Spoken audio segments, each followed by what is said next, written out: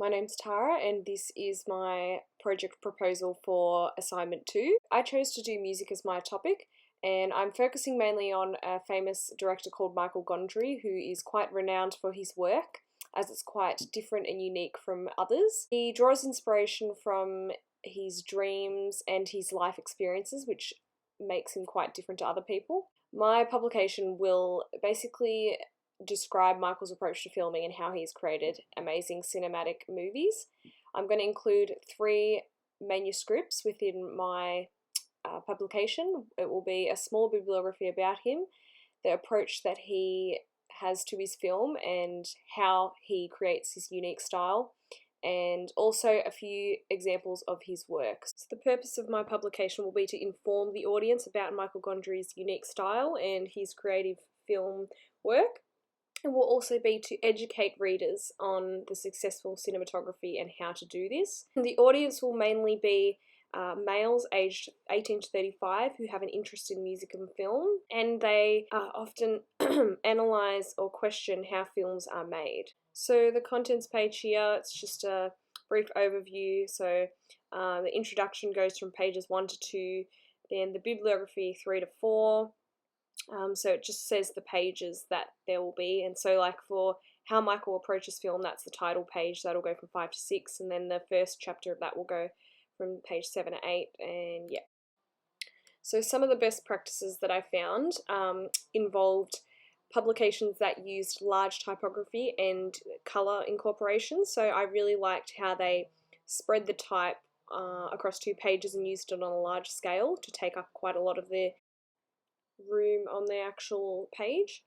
I also liked the clear use of columns for the bottom right hand side to publications, which was easy to read and made it good for the audience. In terms of style direction, I looked at brightly coloured publications that used flat colours, so no gradients. I also looked at some with shapes, which I liked.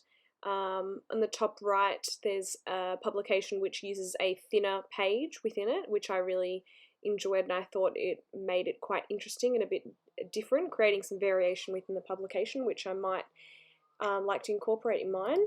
So the first concept that I'm creating is let your dreams and fears overcome you. So this will be a lot of type and large type and large headings and odd placements.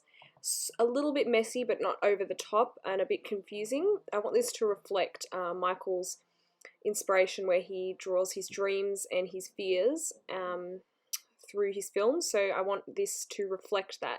So maybe using bold colours and some type, and also the use of shapes.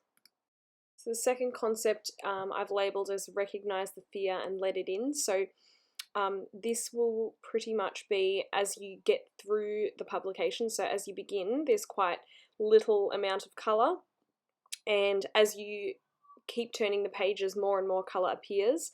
Not over the top, but by the end there is little black and white showing, and there's just more colour available or seen in the publication. So I just want it to appear, in comparison to the first concept, it will appear more organised and a bit more formal. With this one, basically the recognising the fear and letting it in reflects in the fact that as you turn the pages and there's more colour, it's kind of like you're letting yourself go and you're allowing the fear to overcome you, but it's also not a bad thing, as the publication is getting brighter and more happier and more enjoyable in a way, so it's kind of a good thing that you're allowing the fear to come in.